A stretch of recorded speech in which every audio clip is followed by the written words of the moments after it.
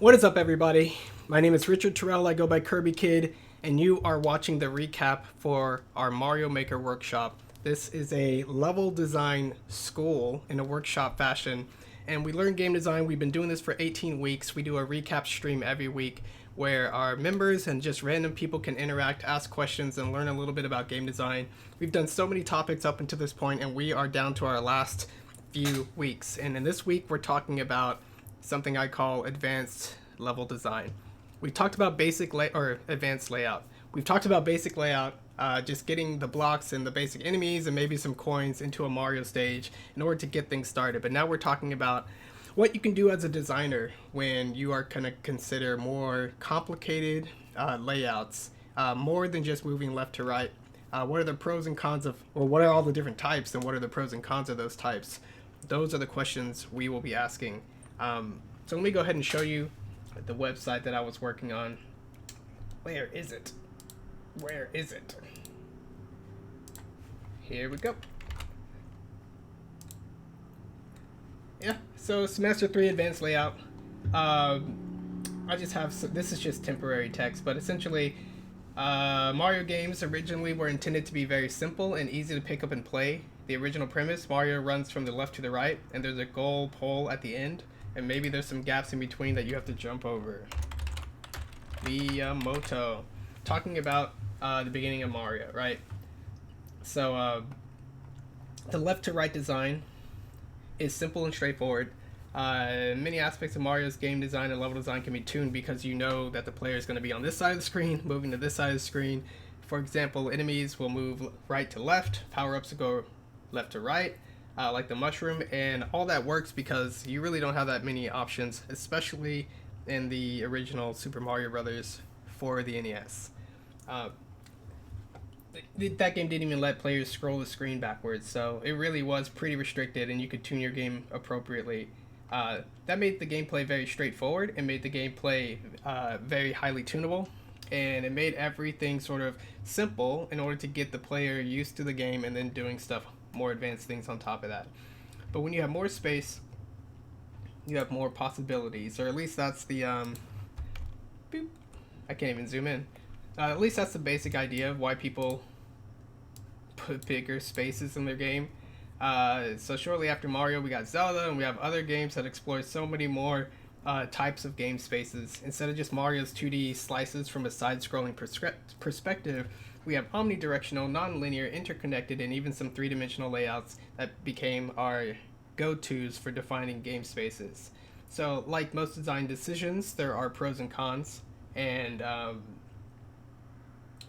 kind of go into a little detail here, which you can probably read later, about when you increase the space in a game, going from 2D to 3D, essentially you give the player more room to move around and explore, but you do not increase the amount of gameplay ideas per space, like the density of gameplay ideas, and therefore unique interactive experiences does not increase. And then the difficulty of even presenting one idea increases, right? So in 3D, everybody knows camera is so tricky. It can be blocked by players, it can be blocked by you, it can be blocked by the wall, it can go through the wall, it can go through objects, like very, very difficult to manage 3D cameras. And that's just showing something on the screen, let alone showing the important things and making sure that the player keeps looking at the important things, while 2D is so much simpler for that. So, despite the ability for us to make all these different game worlds and make them look pretty and run around, there is a huge gameplay and game design challenge when you are going from 2D to 3D, and it just depends on if the pros outweigh the cons. So, in terms of popularity and accessibility, exploring in games is as easy as it gets. Players just move the stick around and they enjoy exploring every nook and cranny of 3D spaces that people create. Exploring is more appealing when the context to the larger world is there. So you could give the player a bunch of like WarioWare small boxes to explore, and they could just run around on a single screen and explore a little bit. But it means so much more when it's a open world like Breath of the Wild, where every corner and everything is fixed. You can go there, you can search around it, on top of it, underneath it, and then when you leave, it's still there, and you can say this tower's next to this mountain, and this mountain's next to this, and all of a sudden everything that you explore is in context to everything else. So that's more powerful. You get a the bigger your world is, or the more space you have, this becomes more interesting. But when you have a field, this big field, you have to fill it with lots of gameplay and fun. Focusing on climbing walls in Breath of the Wild started to create this overall game cycle where you prepare yourself for the climb, and then you climb, and then you come to the top for the reward. And it ended up solving a lot of the challenges that we were confronted with. This is Fujibayashi, Breath of the Wild development, one of the devs of Breath of the Wild. So he's saying, like, the initial problem they had with Breath of the Wild is, yeah, we can make the space bigger, but how do we fill it with gameplay, which is gameplay challenges and challenging, interesting things to do, or just fun things, right? So much more space. How do you do that? And climbing was the solution. Anything vertical that you put in the game world becomes its own sort of mini platforming challenge, right? The rocks in the cliff face, the angles and the straights on the sides of buildings, and the church, and trees themselves, how close they are to other trees, and if you can glide, and everything became so much more interesting, and you're never stopped by hardly anything. So production wise, creating bigger levels, whether it's Mario or Zelda or any other game, takes a lot more time and assets, and creating a smooth player experience generally requires features such as maps and stats on areas visited, like a dynamic map, and help you keep track of the items you collected so you don't backtrack, and this camera control, and all these things are hard. So here's another quote. I think for Super Mario Run, the basic premise of left to right and get the flag was a gift that drove development forward. So as they were designing Super Mario Run, Miyamoto was like, how are we going to make this game? What's it going to play like? How do you make it unique for the phone? And going back to the roots and saying, you know what, just going left to right and getting to the pole, like that may sound simple. It may be straightforward, but it's actually a gift, design-wise, to create fun, interesting, concentrated experiences. And that's something we always have to keep in mind. Our job as designers isn't just to make things more complicated just because everybody else is doing it. Every single design decision you make needs to be for a reason, and it needs to support the experience that you're trying to build. Blah blah blah blah blah. So Super Mario Bros. Platformers present some of the deepest, cleanest, and most fun action gameplay in the industry. The variety of challenge and gameplay ideas across the 7+ million user-made courses in Mario Maker 2 and Super Mario Maker 2 is astounding. As designers, we strive to express ourselves, and this requires exploring what we like and accounting for what the editor can do and what the editor can make possible. Being a good designer means avoiding design problems and exploring options that are suited for the current platform and project. So we got to meet it halfway, right? We can't just think of crazy ideas and just force it to happen. It's always better to be aware and going back and forth between the things that you like and the concepts you come up with, and working within the confines of what your engine or platform can do.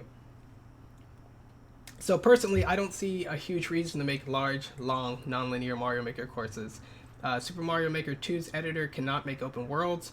We cannot do a world map. We can't even make persistent worlds or anything like that. So if you're looking to add a touch of these elements into your courses, we need to consider what's possible with Mario Maker's editor. So this is just a few quick examples, but we're actually going to jump into Mario Maker itself, so I can show some specific examples as we go. So let's hit the button. Doop. All right. Actually, I have to hit more buttons. And actually, can do this too. It's gonna go dark. Don't worry.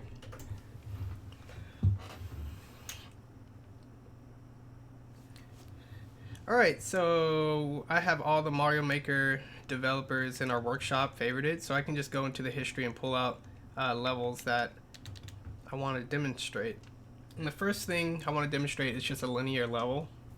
Who has a good linear level?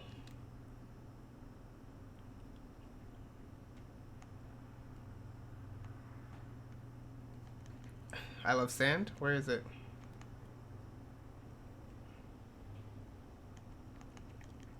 Oh.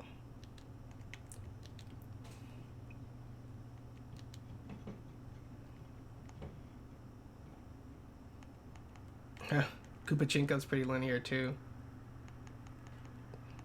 But I love sand. Okay. Okay. Let's see if you're getting the audio too. You're getting it. Cool. Where is it? There we go.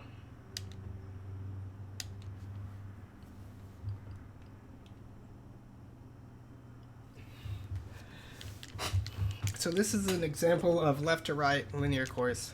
Like we just run around, jump off things. No reason to go backwards. Kick stuff. Hit things. Watch out. Kill the sun. Go down here. Go up this steep hill, which I love this steep hill. And then the Breath of the Wild style. Oh, that was the mushroom that I knocked out of the thing? Huh. Do all power-ups stay persistent really long? Right? Get to the end of the level. Whee! Whee! That's the whole level. Really nothing else to do. There's no pipe. There's no alternate path. There's no secret door. There's no anything. Except for this.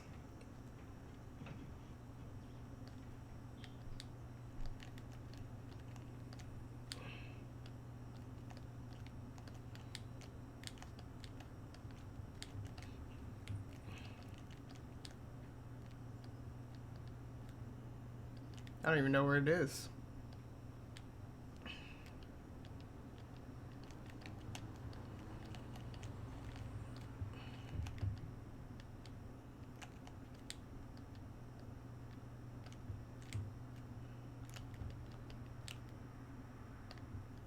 I can't find it.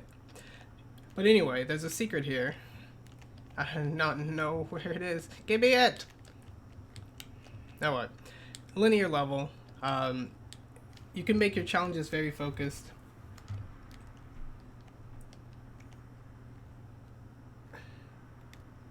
Does Mario get sand in his overalls? Of course. No. Cool.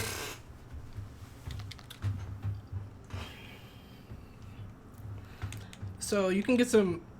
There's a difference between having a course that's just left to right layout wise and a course that's highly linear. So this course is not linear. You can go back, you can get secrets, you can carry shells from one area to another and do cool things like that.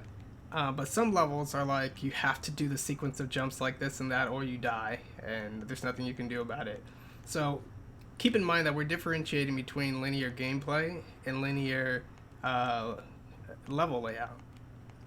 So the next one that I kind of want to talk about, the first one is linear, the next one has alternate path, which is just what we're familiar with Super Mario Bros. 1-1 and having that shortcut. So let me see if I can find one that has a good old shortcut.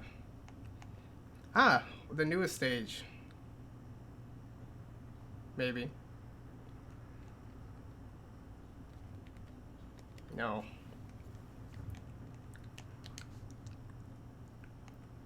Skid rows, airship, reflex.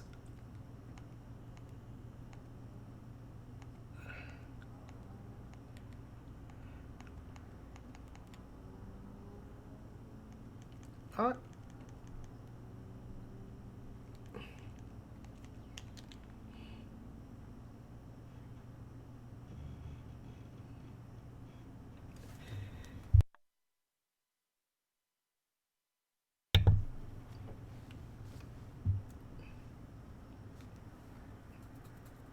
Wow, it looks like if it takes too long loading, it just plays the Mario theme.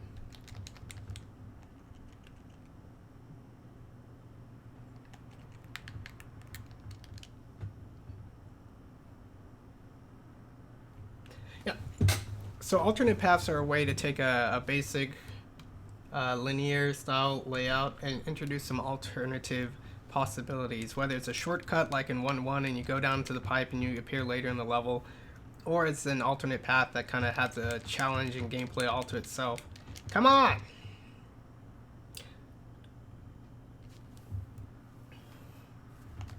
Okay.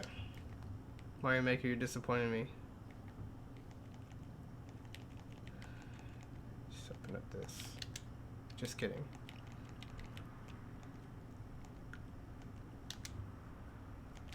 Come on. Jeez. This is another linear level. It's a Pit of 100 Trials by Spock. Recently uploaded. You just go down on every column and defeat enemies. Trying to find one with a good shortcut.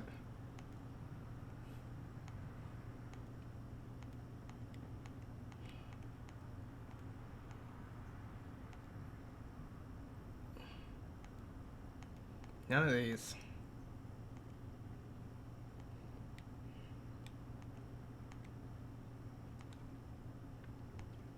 It's crazy. A lot of people don't put shortcuts and things in their level. The classic style alternate path that pushes you a little further in.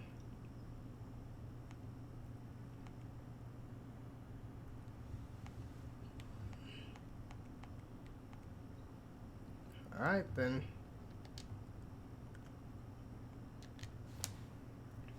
This is on-off hard mode. Yeah. Recently uploaded as part of our collaboration with the Mario Maker Workshop.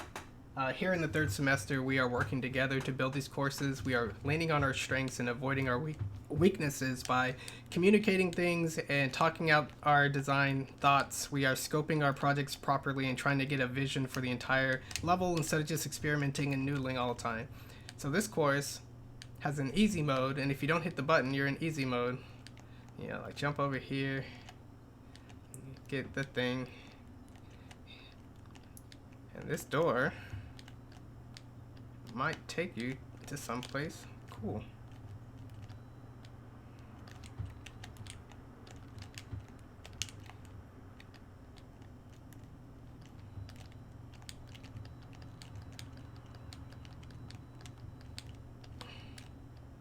And you get to the end. By activating hard mode, I didn't realize you could probably hit it from here. Oh, probably not. That's good. Probably a ghost jump.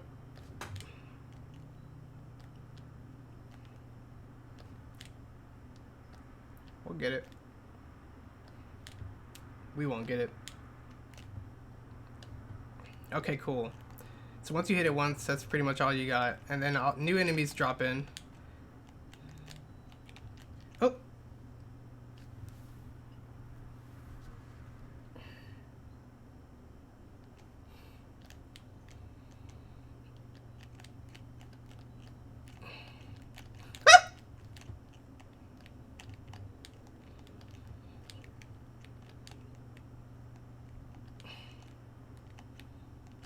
See how it's a little bit more complicated than normal. And these munchers are here now. And that power just died, right? Alright, and I just died.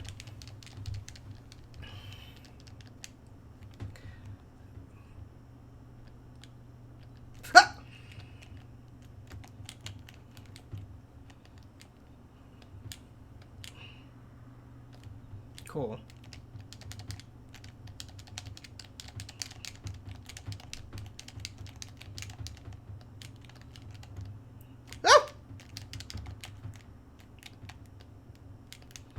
Take this key,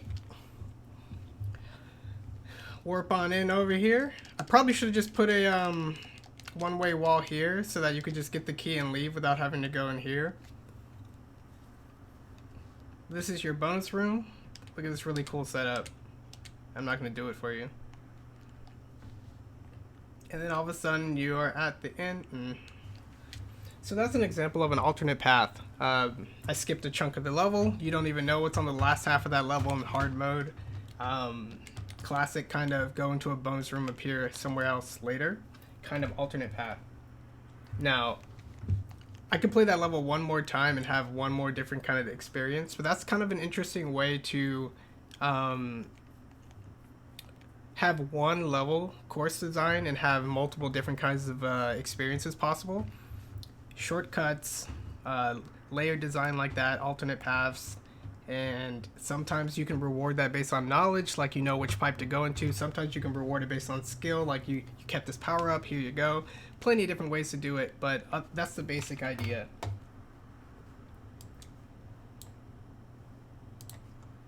Another type is a branched end or branched ending. Can't really do this so well in Mario Maker, but a few levels actually do this.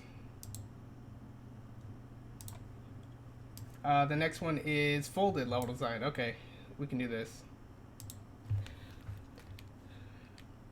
Folded level design is where you start at the beginning, and it's pretty much a left to right linear style layout. But when you get to the end, you have to turn back around and go through the challenges in the opposite direction. Actually, the thing that does that is Dotted Spawn Block by Greg and Bleach, who are in the chat right now.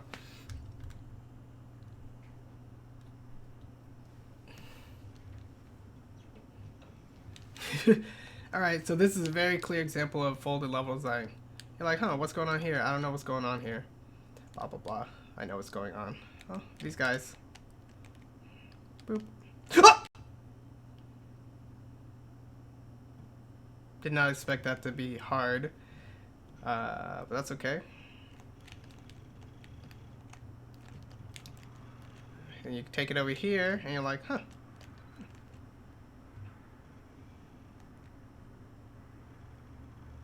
And then you're like, well, yeah. Like, oh, now their movement pattern's different. And I can't bonk them. See that? Can't bonk them. And these guys are here. You're like, whoa, I'm going back to the level that I just played, but the conditions are different. It's a little harder. Oh! I saw that. Oh, oh. Oh. Oh.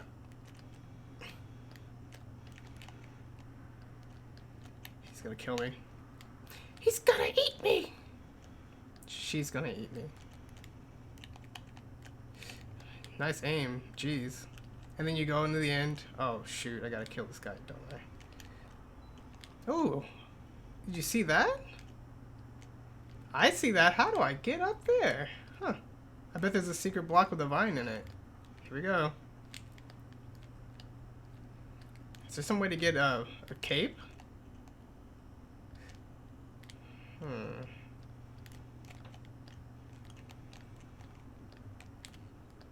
Maybe there's a block in here, but I have to whack this first.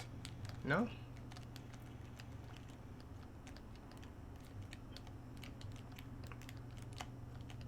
No? Okay. We hate secrets. What could it be? That's close.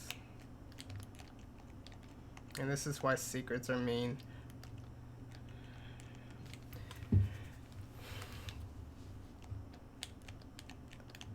Oh, this is a cool one.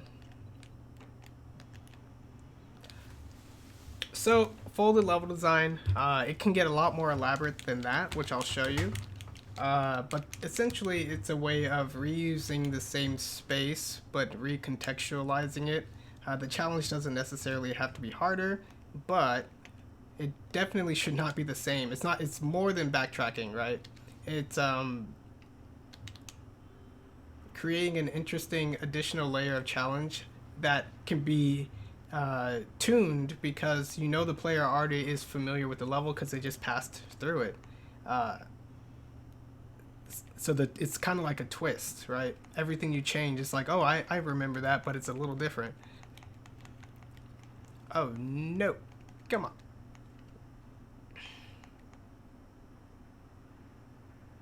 It's really the fastest way I can scroll through this.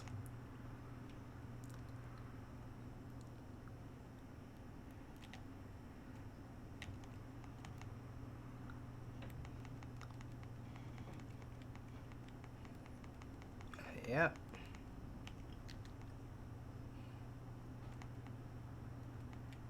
Yep.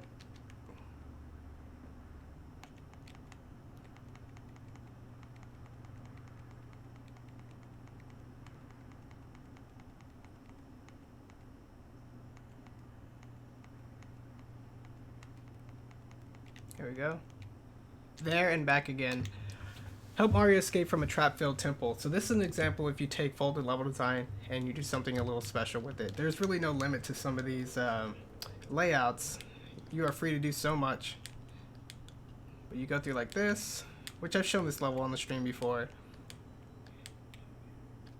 Get some stuff. Don't jump in the hole. Can't get this. And you should know by now that you're like, that's too much blue blocks that didn't do anything. It's very suspicious. Bam. And now you have to go back. Ah, and now new hazards drop in. Oh, that was close.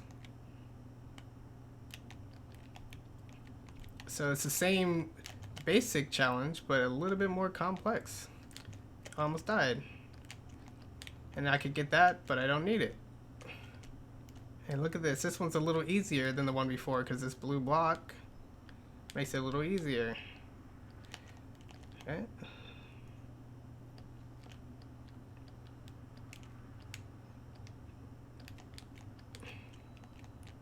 Woo! I jumped. Why? Back to the beginning. And oh. And one more fold, right? So this is a double folded design, or what we just generally call accordion. You can have as many folds as you want, but essentially once you do more than one, it's just like, whoa.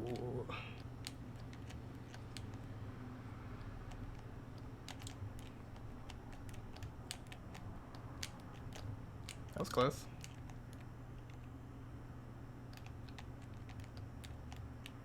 I should have just ducked that one.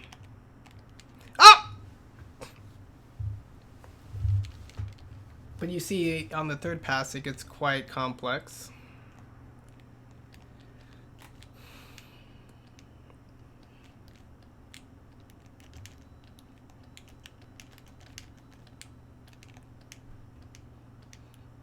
Yes. That's interesting. Because it's folded level design, you're going back to the same part of the level. That question block was already used on my first pass, but since the checkpoint was further back, I can grab this and kind of run back like this. That's a little cheat.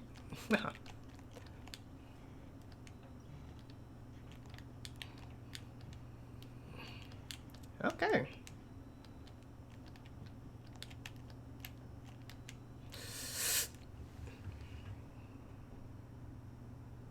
That's enough of that. Cool. So let's go back to another type. So yeah, the advantages of folded level design is that you build on what the player's already been exposed to. You can expect them to know about certain things. You can create a twist more easily than otherwise, right? Just by adding an element or changing an element, or using some of the natural dynamics that already exist. Like if you go up on a vertical level and then have to go down, falling down is very different from jumping up. And sometimes you don't even have to change anything about the level in order for the challenge to be distinct and unique and different. Yeah, so the next type, it's kind of like folded level design, but it's a what we call a circuit. And our assignment levels from the power-up session is all about this. All about you. All about you. All about you. All about you. Into you. Into you.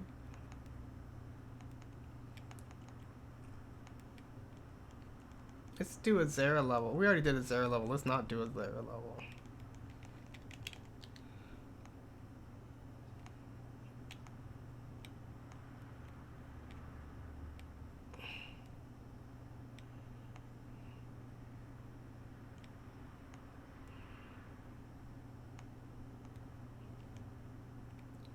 What is channeling the high C's?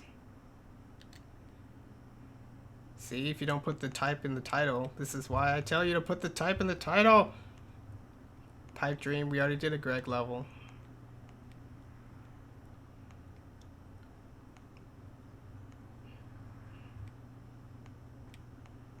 It's probably further down. Nope, they're still in decart skills.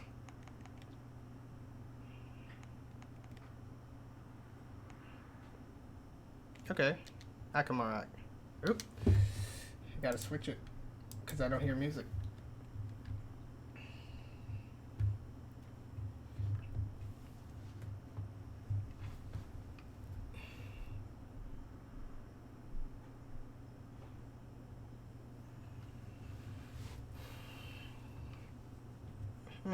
Stall it up.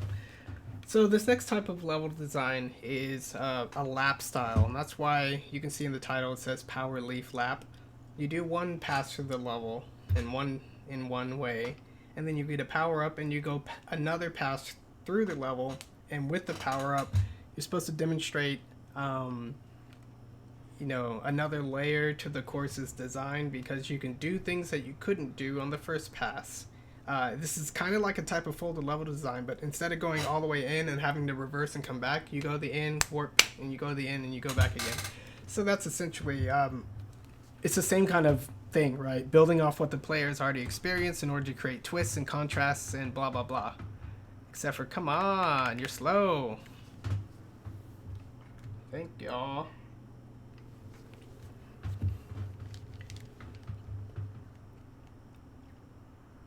First lap.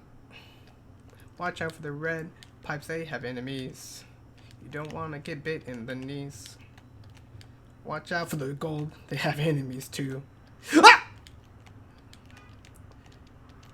Watch out for stuff, go down the pipe enough. Come back out, watch the leaves spin about. Grab a leaf before it's too late, so you can use the powers. And not get there late. I rhymed late with late. And then this time,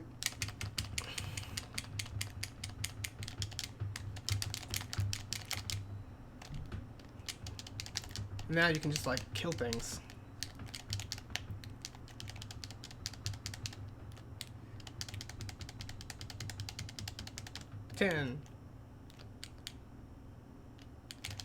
Ah, I swacked you! See, now I don't have the power and I can't do cool stuff. And you can go to the end, right?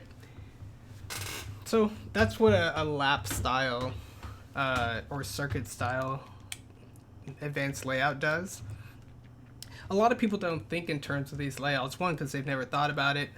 Two, it's because so many of our games are just straightforward, get to the end for good reason, that you really have to have a good reason to do some of these advanced things, right? So in this case, the other types we have are like Metroidvania and theme park open world. One of Akamarak's levels actually has a good example of what a more theme park style level would be like, in which, kind of like Banjo-Kazooie, you got a whole bunch of things you can do and you pick whichever one you want, and you're like, hey, hey, hey, like that, just like that. Right here, enemy gauntlet. Haji.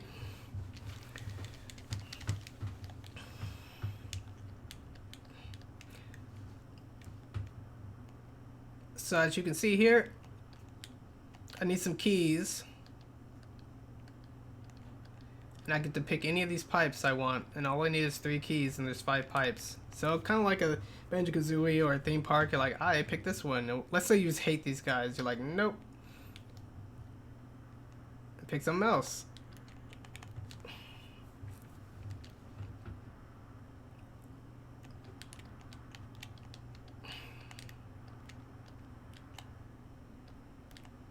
Oh no.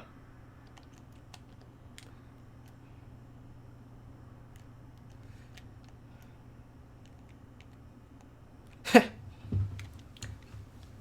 I got 1 key. You go into the others. Blah la la la la ba la da da da. Goomba coming at me.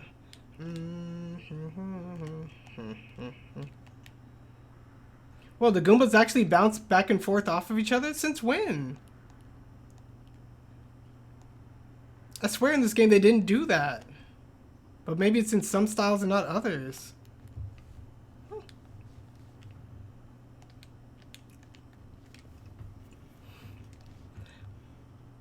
Oh man, I built so many things based off this. It's been a fun workshop, guys. Yep.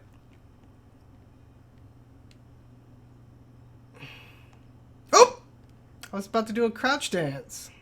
Screw you then.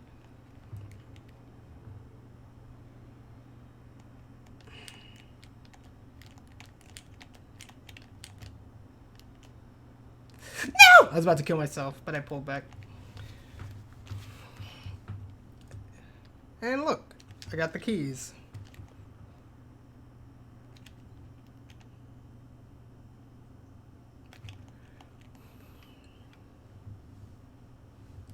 So while it's not the open world style that you might see in a Breath of the Wild or whatever, it is open. It's non-linear, right? You can go into these in so many different orders. If some of the rooms had power-ups and others didn't, there'd be even more strategic and dynamic reasons to sequence in certain ways. But that's the basic idea, right? You can imagine a course just like this, but instead of going in pipes, you go into a... you go and you just move around in a large environment, right? Let me switch and go to some very non-linear levels.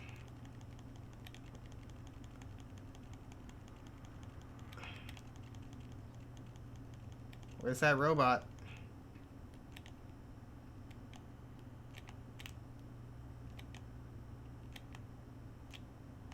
Bleach.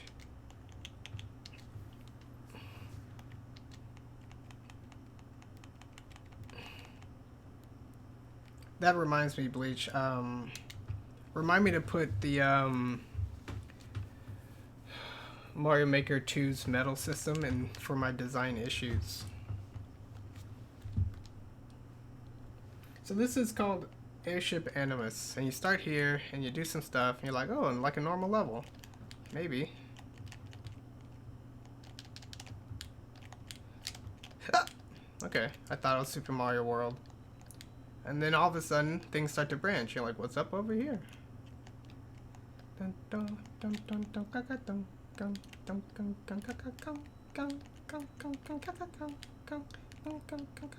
you're like, where does that pipe go to? Should I go forward? Should I go back? Should I duck at the last second?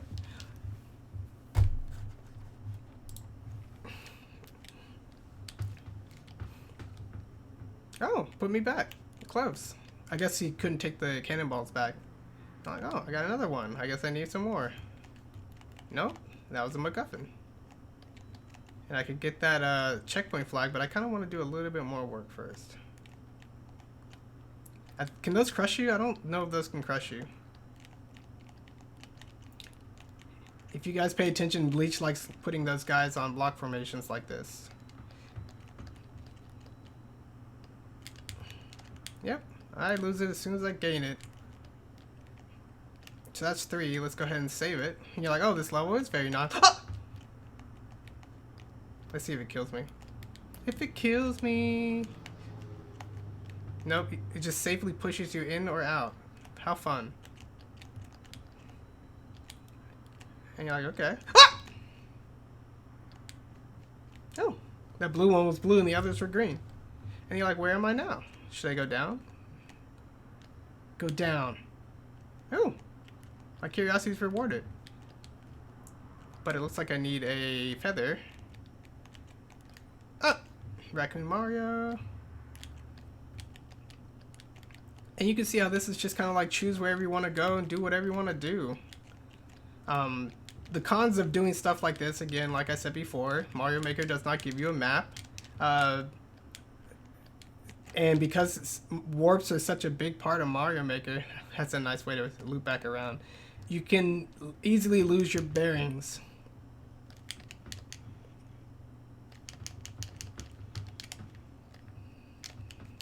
I wonder if I can get up in there.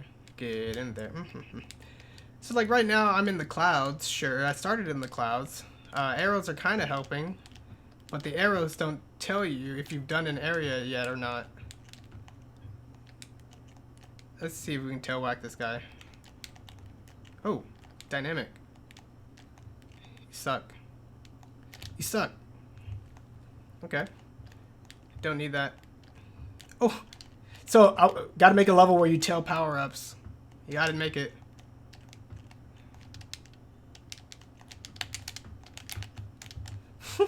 Fun. And you go in this door and again a warp. You're like, is this good or bad? Should I be here? Should I take those platforms down? Should I take this pipe down? That's some of the most confusing parts about trying to build non-linear levels. Alright.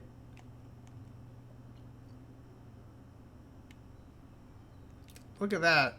So, let's say that I have enough coins and I get it and I get that and I can just get out of here. You don't need to get any of those coins actually to beat the level. The speed run is just 12 seconds or so. Oh, oh, cool! I tailed it into another crane. Let's go. So, here's something that I thought was really. Here's another crazy part about non-linear levels. Stuff like this. Oh, I got hit.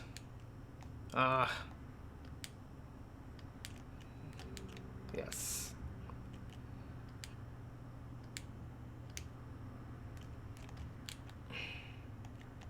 This is what I actually thought Leech wanted me to do. You better get away from me. I thought he wanted me to do this. Because I had the key and I didn't know that was the proper way to get in. This is what I actually did the first time I played this level. That. And then when I got here, I'm like, yeah, I figured out the secret. Ended up taking me back here. I was so confused. And I'm like, maybe this door? I was so confused. But that's just part of one of the hard parts about that. I like those platforms and those enemies. That's one of the hard parts about non-linearity. Like, overall direction flow, everyone knows with the left to right level that you go left to right. It's really hard to get lost when you can only go pretty much in one direction and see new stuff. So this is one of the most non-linear levels I've played in Mario so far, in Mario Maker.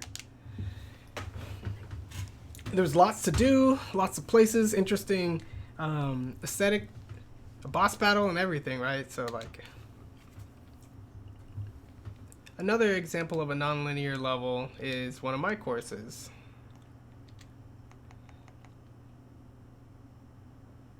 Race to the Golden Desert. Designed for non-linear speed running.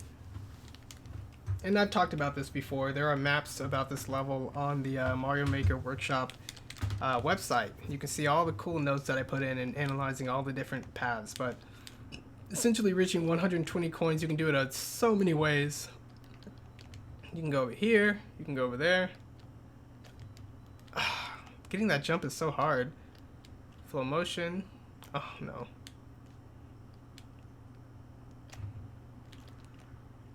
I think I need to skid right before I get into the middle of it. I did it. Man, it's so hard. It's so tight. You can go over here. From here, you can go up here.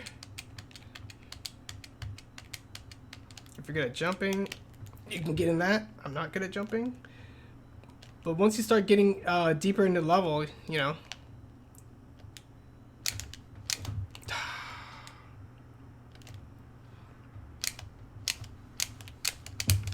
That's so hard. I haven't even done this once. Oh well. And then you get to the end, you're like, I'm missing about freaking 70 coins. So like obviously there's more to explore. Whether you go up here, whether you go over here, whether you start and get more coins at the beginning or save those for the end. All that is not easy to figure out. Alright, it's why a lot of people didn't want to speedrun this level, because it actually requires exploration and thinking, and they just kind of want to go left and right and mind their jumps, even though people say that's like the least fun style speedrun. They actually don't want to work hard. And when you get this mushroom, it changes the dynamics. It's harder for you to get into tight spaces, but it's easier for you to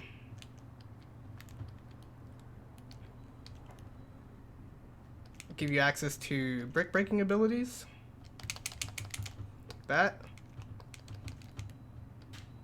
Jump. I always mess that jump up.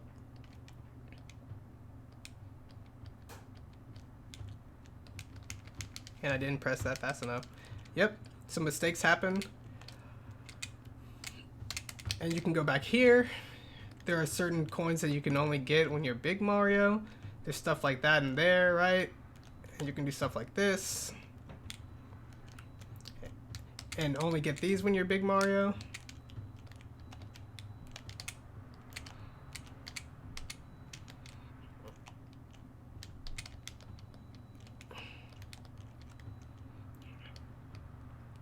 And so on and so forth, right?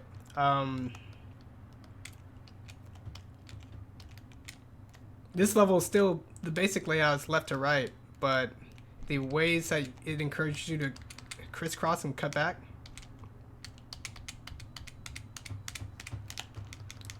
makes it very complicated and non-linear.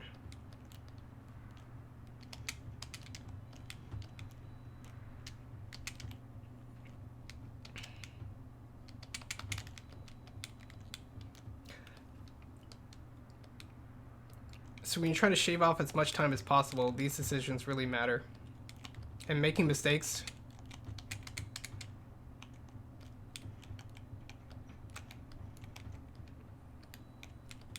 Let's see if I can flow motion this. Probably not.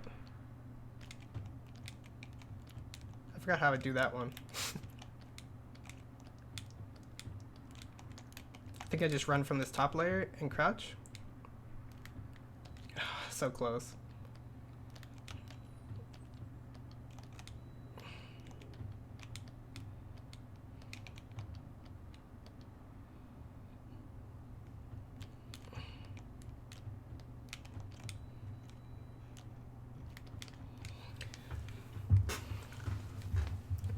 Right, so that level had a very semi-basic layout in which it's just left to right with large objects to help you orient. So you pretty much always know, like, I'm just in the sky area, or I'm right below the flat area, or I'm in the big tower, or I'm in the giant sphinx, and that helps.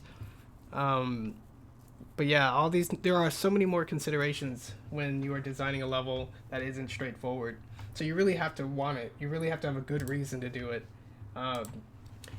And there aren't a lot of good Metroidvania examples in Mario Maker 2 that I've seen. So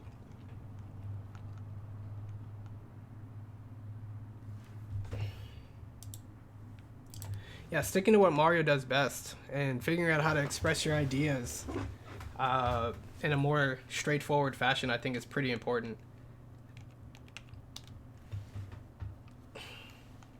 So this is a level that recently was uploaded for the workshop. I'm just going to cover a few of these. And flying fish. New dunk. Slide climb. Hanging with Mr. Koopa.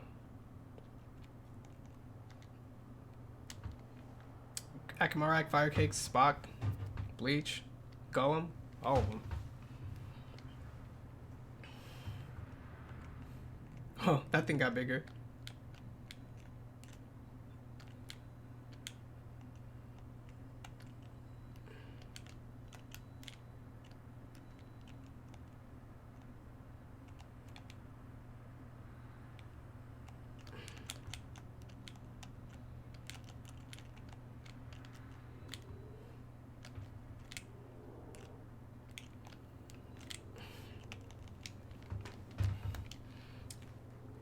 Oh, this is new.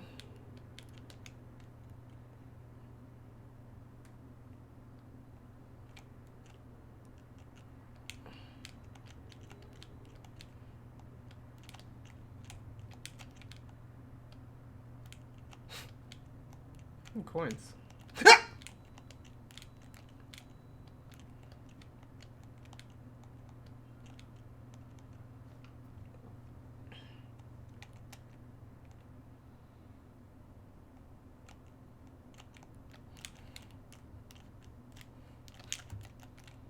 Oh, I got him. I have to kill all of you then. Where are you? Did I lose the body? I lost the body. No. How?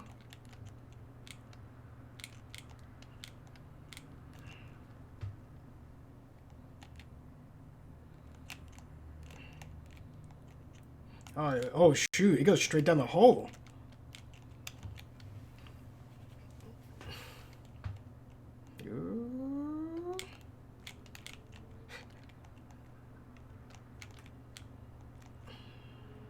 Oh, those guys are gonna go crazy. Huh.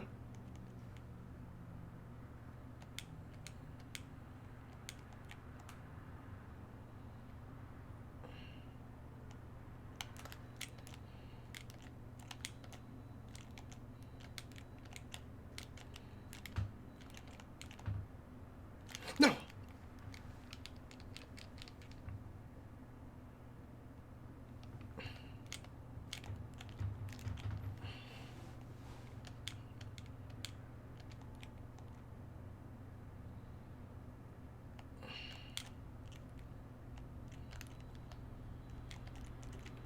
Damn it, wait! What? Cheap.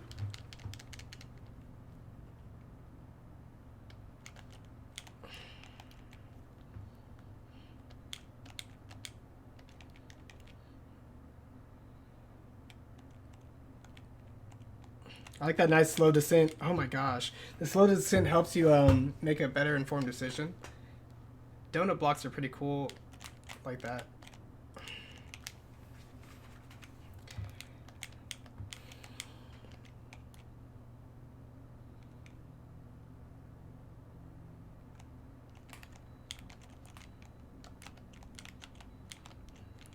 Go for the little ones.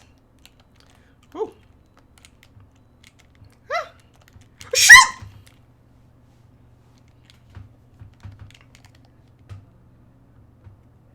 Not paying attention.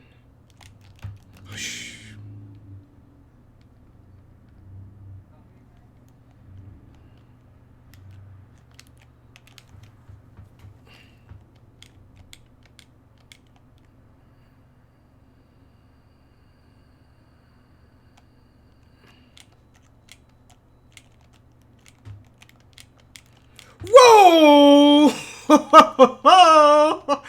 Let's go. Bam. That's a way to do it.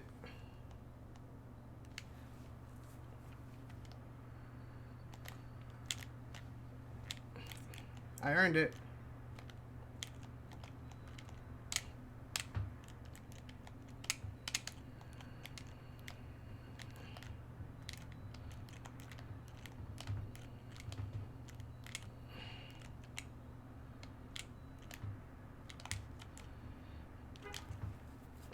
Here's a little gift for you, sucker.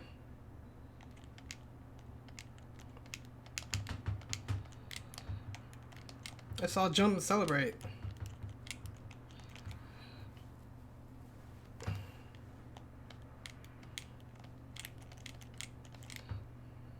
Nice. Bleach didn't lie to me. Well tuned. Oh, nice. Do it, Mario. Ah.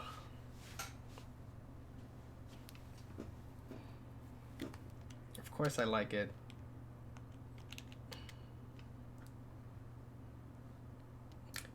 Excellent work, guys.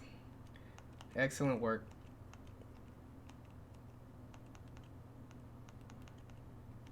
Spock, super thingy.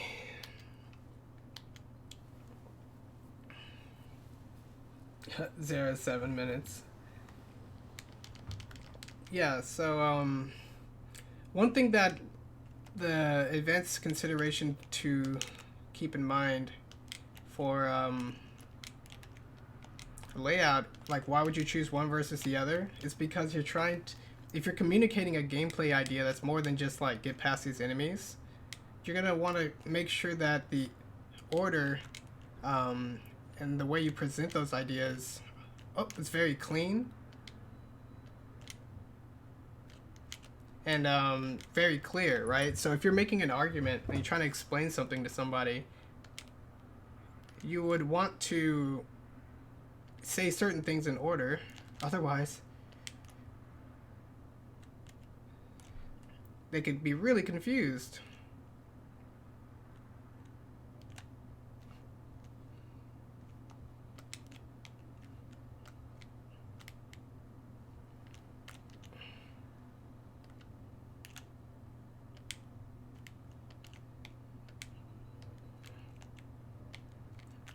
I've already played this level. Oh!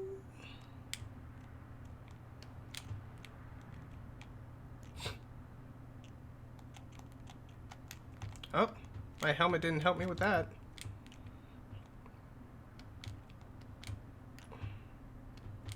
That's some nice music.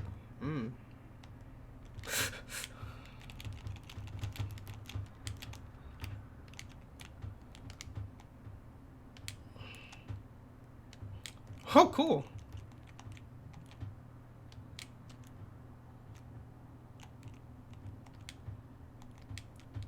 Oh, I'd rather have that one. I should have gotten hit.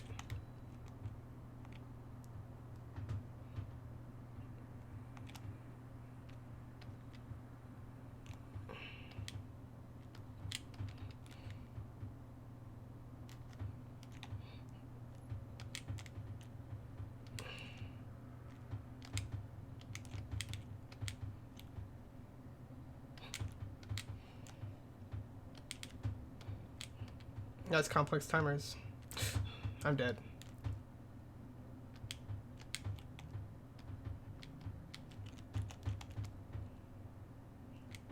Nice.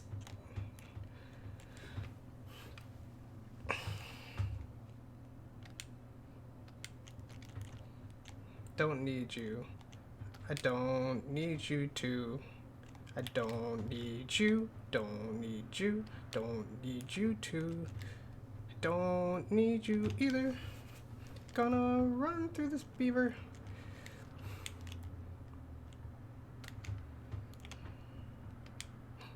Get out of my way. I lost it. I thought it would protect me. I guess I don't know anything.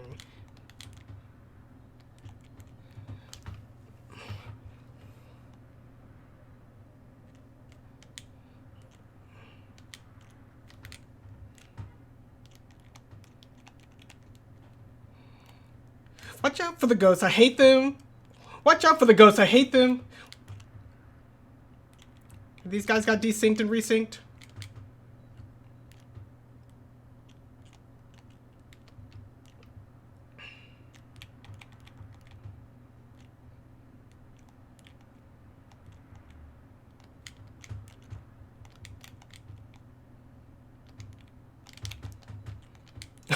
Oh, do it. Do it just like that. And you'll be just fine. Running around with throwing super ballsies don't affect wigglers at all. That's what I learned when I played it. Run through as fast. Take the cloud if you want to be a ninjast. I don't want the cloud anymore.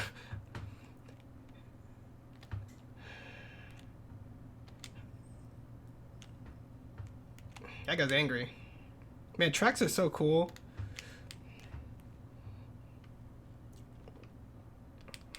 Get out of my way, Cloud. I destroyed my shell last time.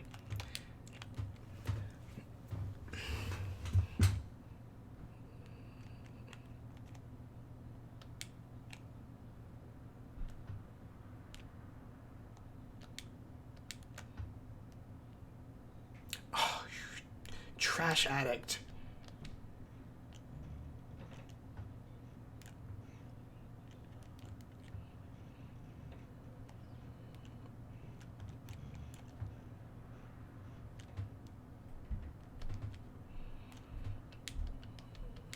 Do it just like that.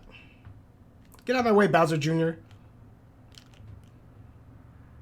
I think you have just enough time to... Yeah, I don't know.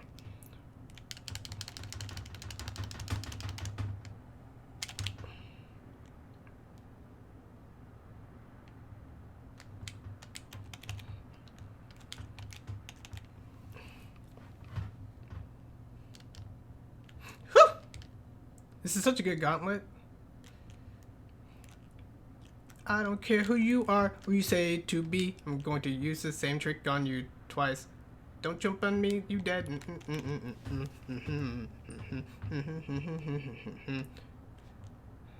I'm hurt. No, I'm not. Haha, suckers.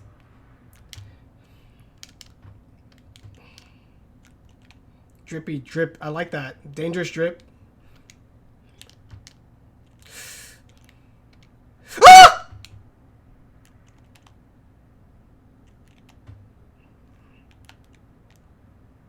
Bones everywhere.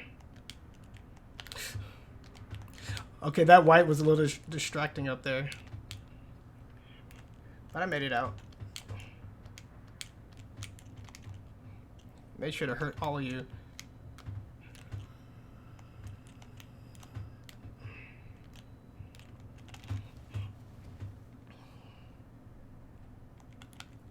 Did I do this whole thing without major error?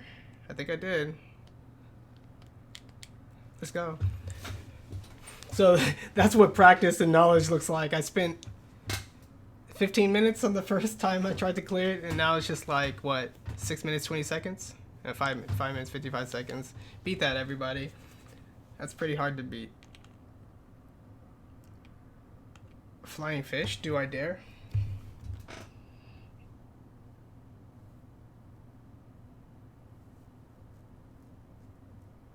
Thanks, Paper Spock. What a great level. I was mad at it before, but just because I didn't know how long it was going to be or what to expect. But when I knew that, I'm like, let's go.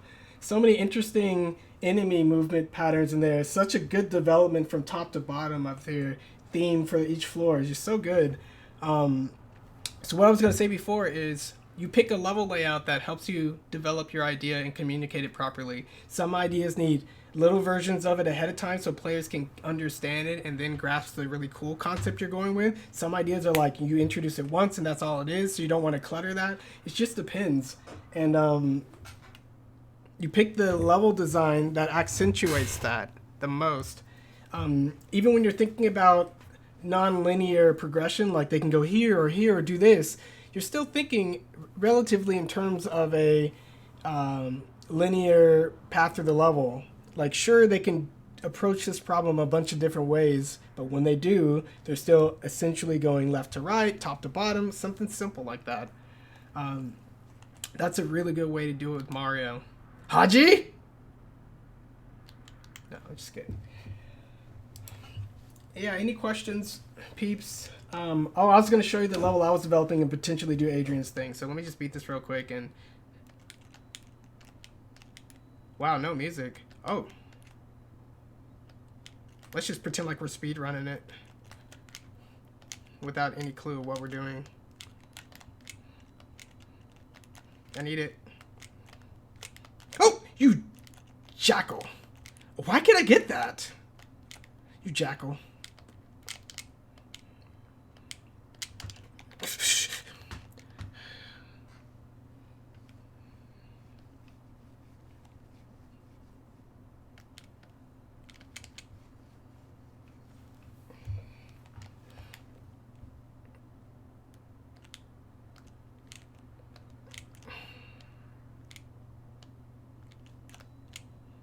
This is weird.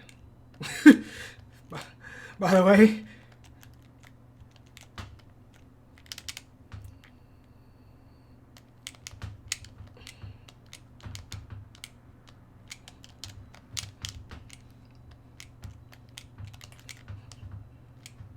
Nice. Greg, you've come so far in your ability to focus your levels, not make them too long, develop the idea, and make some good old platforming stuff instead of crazy whatevers. Oh! Did you do that on purpose, Greg?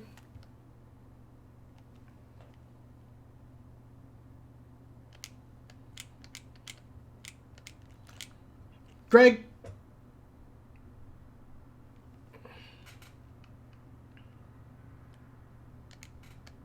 Greg?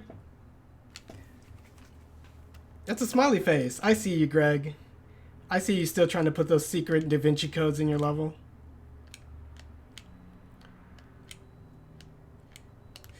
Shh. That was such an angle, right? I need to pump off that green fish.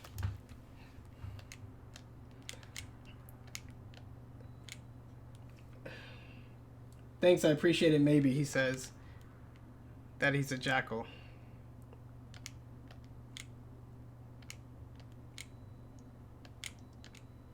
Pop out the green fish? I should just drop it and hit that red fish. Can I do it?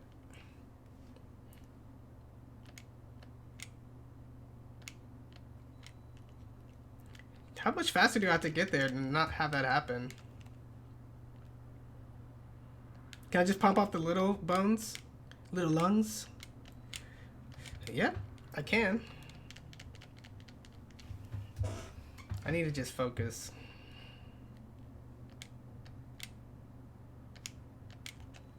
Yep. Why was he going up that time?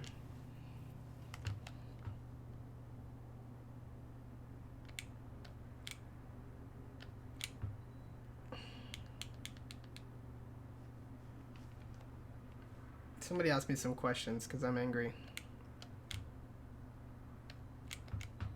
See, now it's going down!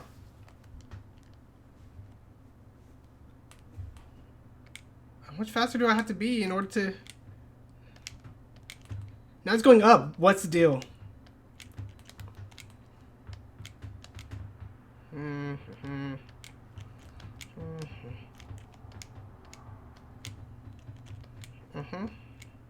No!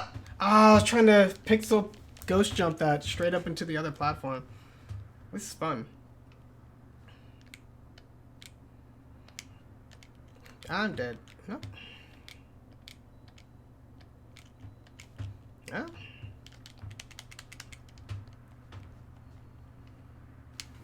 Don't worry, I'm gonna get to some real stuff just after Greg apologizes to me. You ready to apologize, Greg?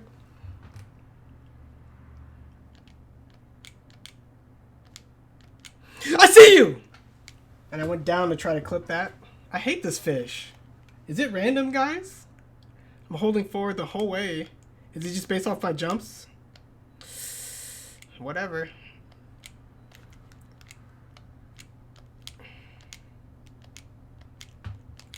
What happened last time? I need to jump off this fish? No, this fish. No? Close enough.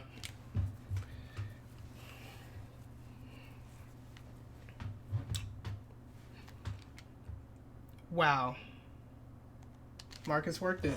This is probably a whole... Well, so what makes this more complicated than just a standard hold, ride, and jump? Alright. You frick. Those platforms can accelerate you like that.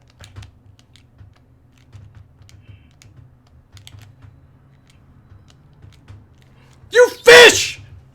And when they accelerate you, obviously you get there a little faster. So you have to stay on the platforms as long as possible, like this. That actually sped me up so fast that I didn't even hit the fish.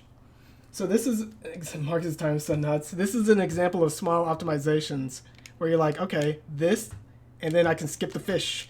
Whew, okay, I'm like half a second in front. Hesitated there, but skipped out the front. Oh, took that speed too fast. Let's go. I pulled back like multiple times because I'm a freaking chicken. I don't need to worry about damage boosting anymore. I should have been getting that flag the whole time. This is probably going to challenge Marcus's time right here. Didn't do anything. So let's count on that flag.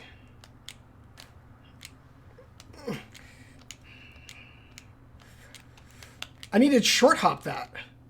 Okay, damage boost on the last fish. Why? Let's go. Let's go.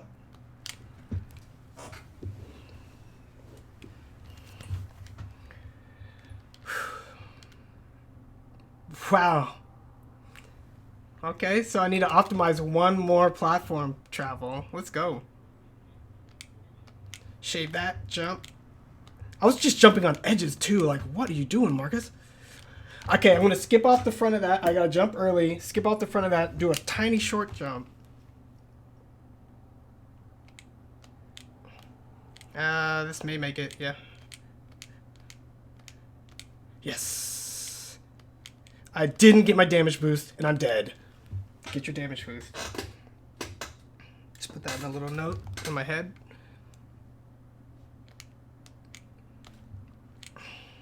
Yep, a little too much.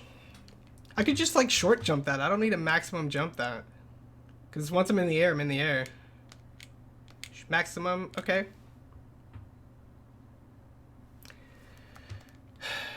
Spider.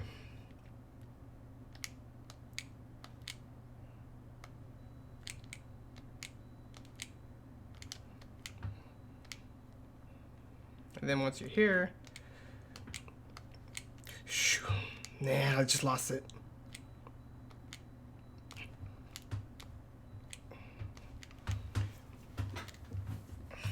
I turned back just slightly, and I bet you Marcus didn't. Yep. Look at what that cost me. 0.1 seconds of turning back cost me the victory. But let's see how much Marcus has optimized these plats. Okay.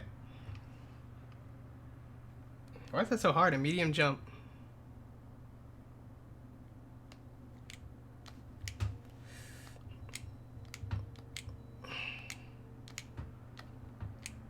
Nice. That saved me a little bit of time.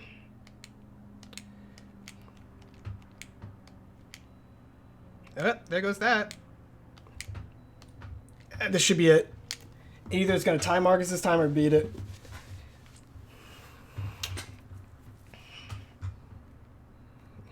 Nuts. Nuts. Absolutely great level. Quiet too. I like the quietness. So, let me show you what I've been working on. I don't really have time to redo Adrian's level on this stream. I can do that at any time, at midnight or whatever. So I'm going to show you Course Maker. And this is what I've been working on. How to create the gameplay of Aeroporter in Mario Maker.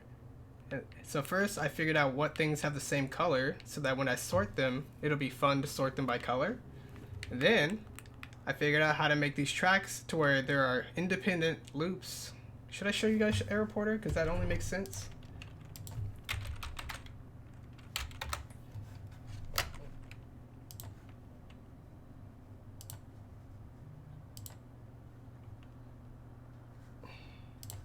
Whatever.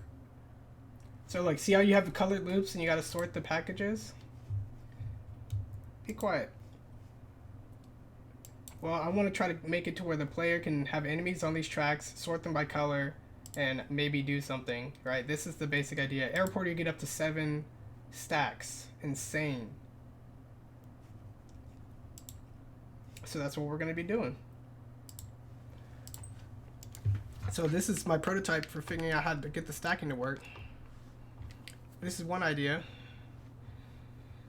But there's a fast enemy and a slow enemy. The slow enemy needs that right there to catch. Fast enemy can be transferred and try to kill me. But then the fast enemy just does that over and over. I'm like, And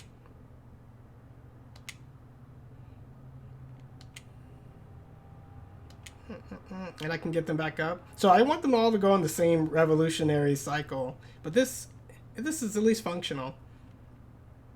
And I can sort them. If I put different colored enemies, I would have sorted them. So that's the first prototype. So this is the device I made that automatically shuts your thing off when you hit it on. Kind of like that cat with the little paw in the box. It has these hesitations sometimes, which I don't like. But if you put enough of them there and you desync them, it should work.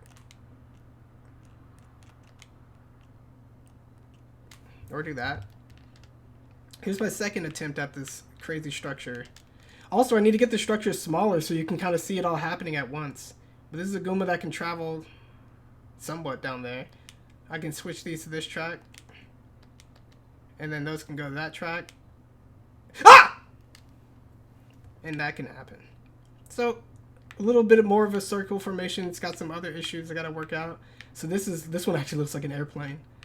This is my latest design. I got a skinny contraption here. And the idea is to recreate them so that they can stack on top of each other, but maybe that's a little too much to ask. So this setup cycles even the slow ones or the fast ones. So like, you can see them going and repeating. I can transfer them to the bottom and keep the Goomba on top. Oh, I lost them. And I can keep the Goomba and just make him leave, right? Or if I want the Goomba back, I can do that.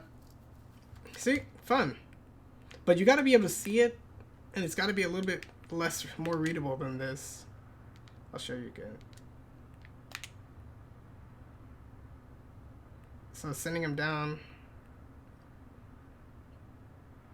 sending him back up. Or not. So I need to hit this. I need to leave it blue. Okay.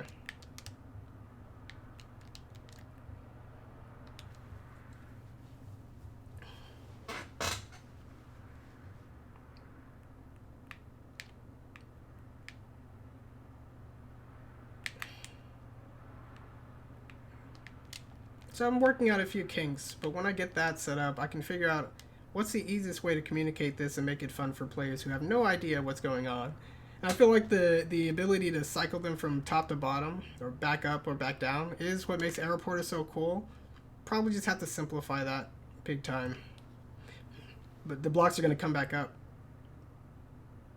and transfer. We can keep the Goomba on the lower. Oop. Goomba, you dead? I'm going to only sort half of them. Did it work? No. Ah! So I got multiple different designs. One that just creates a loop with these intermediary pieces that can transfer, or another one that has the transfers built into the loop, and the first one that just has sort of elegant triangular tessellations or whatever in the loops. I'll figure it out, but this is a lot of fun. I'm going to probably use the workbench in order to calm the idea of the frick down. So this will allow me to go crazy, and then everyone else should be able to knock it down a peg until it's actually fun. Because nobody else finds Aeroporter fun, and I know that. Nobody. And when nobody finds it fun, everyone is. Circuit Breaker Aeroporter. So I've got a, so I want multiple types of enemies to sort. So coins and power-ups, not that important right now. Channels, tracks, a lot of skill involved in keeping track of these things, right? So it's already 6 points. Open nonlinear exploration. I want a lot of the interactions to do with the tracks to be optional. So that's what this open nonlinear exploration is. Secrets, hidden gameplay challenge. I want the player to get something for sorting them all, but maybe this will have to just be cut. And basic counterpoint with the enemies and stuff around it, right? So that's it. Hopefully this will manifest into something interesting. But that's pretty much what we got going for the stream. Alright guys. So that is it of our week 18 recap. Next week we're going to talk about developing ideas. You saw the kernel of this idea that I started. We're going to see how it evolves in the next week or so. It's a Thanksgiving break, but I will be playing this because that's what I can do on my break. After we talk about development next week, that will be our last topic, actually. I have nothing else to add in terms of breaking down level design, understanding the parts, understanding how they fit together. Yeah. We talked about speed running, we talked about secrets, development, we talked about advanced layout, layers we've been talking about the whole time, and counterpoint. So yeah, it's been a wild ride. We're going to end it at about 20 weeks. I projected the course to be a 20-week course, so next week is going to be week 19, and then the following week is just going to be a celebration week. Hopefully everyone can join in that stream.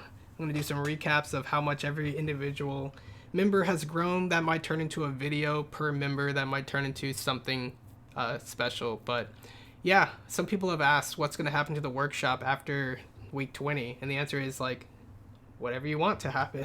Your ability to reach out to people for help, your ability to understand design, your ability to use the spreadsheet's still going to be open. You can use it for the rest of your life or something.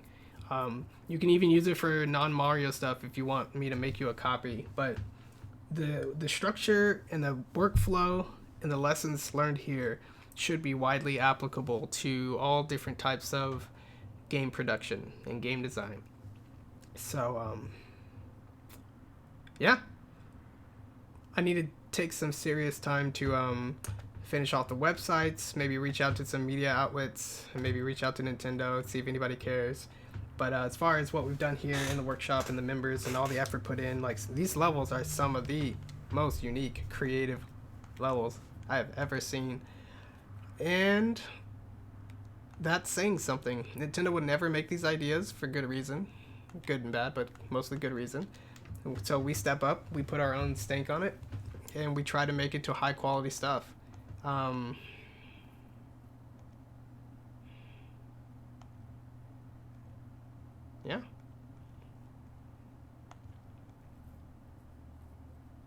A lot of games just don't have level design, and when they do, they don't have a lot of gameplay ideas communicated. And when they do try to communicate an idea, it's so strict and so linear, so straightforward. Mario is so special, and it just seems like a dude just running around and jumping, but it's so much more than that. That's why I like it. That's why I made this school. So, I'm gonna check the chat once more if anybody wanted me to play something like, no, they didn't. Cool. Otherwise, I'm gonna stop the stream. I'll give the people in the stream a few seconds to see if I missed something.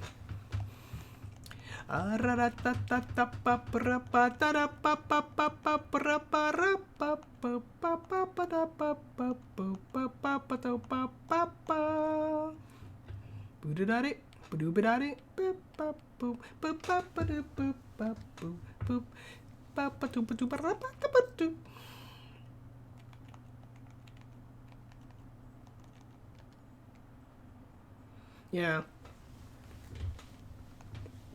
Time loop. These levels are nuts. And good old Greg for getting this. And good old Greg for getting records and eyes. Saying soon I'm going to take the record from my friends. Soon I'm not gonna have any friends. What did you know, this junkyard slave? I like the layouts that Zera starts with. I actually like the layouts that Zera, Firecakes, and Akamarak start with. Those would be my go-tos for making a layout. Bleach is good for a pacing pass polish. Marcus can really do the speedrun stuff, especially when it's beyond just hold, ride, and run, hold, ride, and jump. I can slap secrets and layers onto just about anything, right? This level is so fun. Oop, you're not even seeing it. How dare you?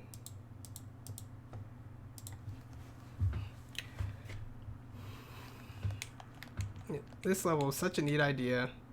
The idea was by Zera, on-off hard mode.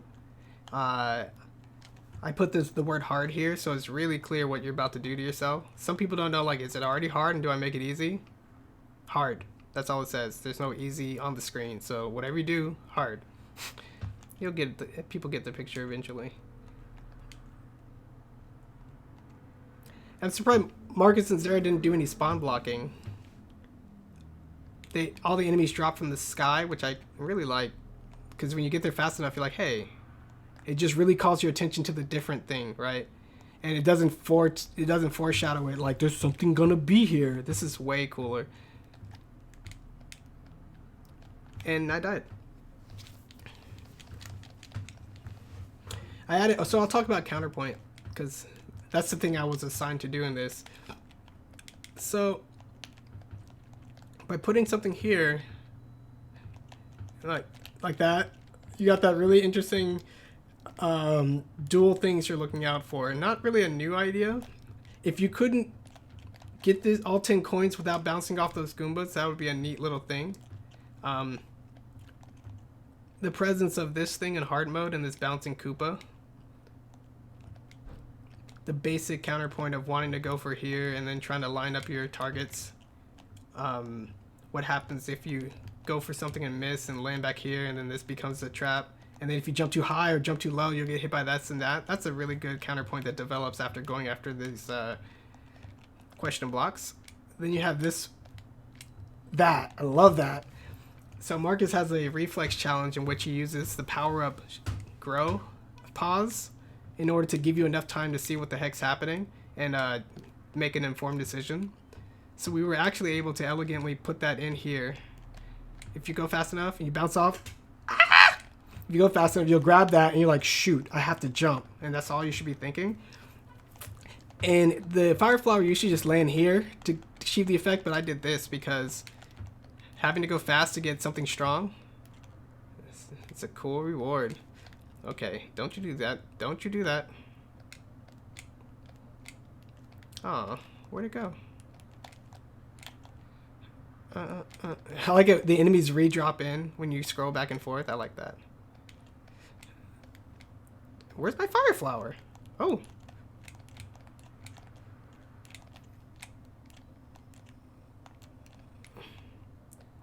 Okay, so this area is pretty cool. Ooh. So you got bob-ombs here. If you're slow, you don't see them, but then some of them can kind of spawn back later. You know, watching out for high and low, classic. And getting out of there, right? Ah! This hole's only available in hard mode. It's enough to make the bombs go away, but not enough to make the Koopas go away. It's kind of interesting.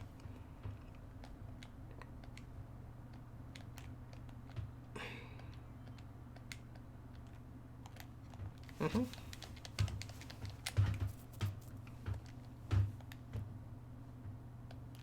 I added some counterpoint. Got it. I added some counterpoint. Oh, come on. Here to where these Goombas used to just all fall and like kind of work their way down into the hole. Oh. That doesn't happen if you're fast. And I'm not. Oh!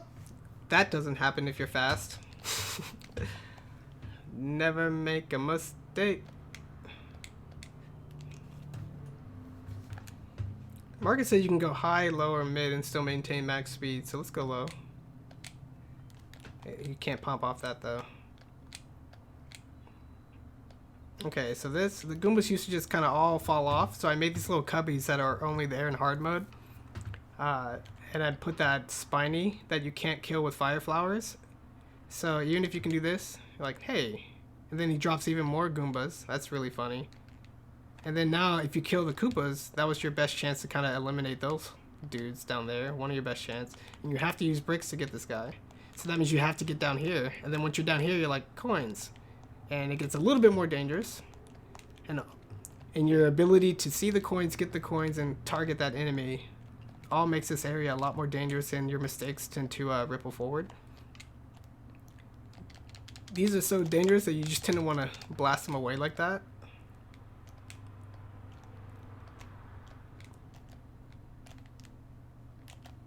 No! That was a side jump! Anyway. And then we have this.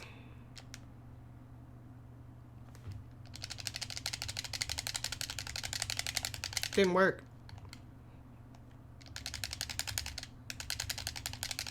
Ah, mistimed that.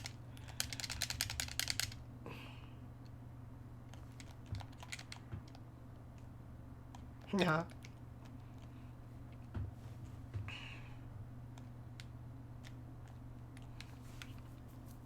And the last area counterpoints right there at the end with the bombs.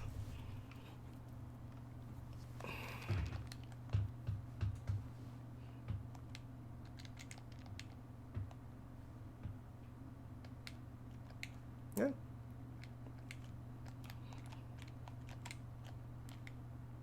A lot of this variation is like Perfect Dark. You know what's coming, you just don't know if they're going to be slightly out of place.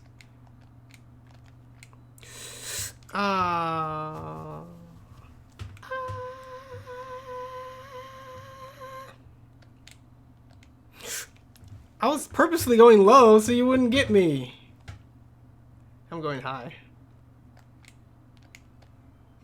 Wow, perfectly tuned.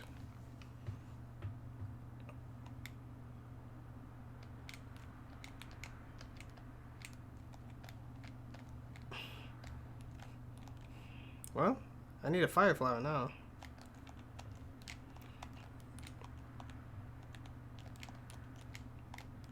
That's dangerous.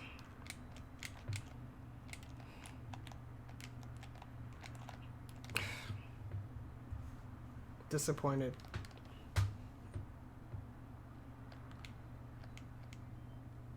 That was to the music.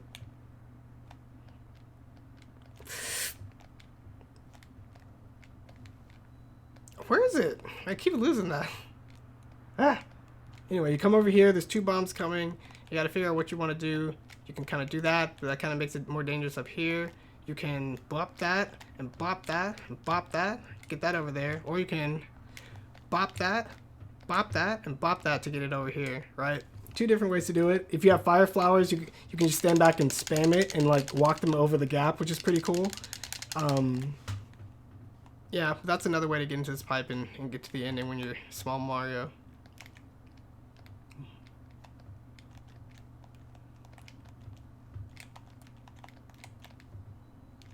That's it. That's it. Thanks for watching stream. We'll see you guys next week, and hopefully something amazing will happen. That's all I can say.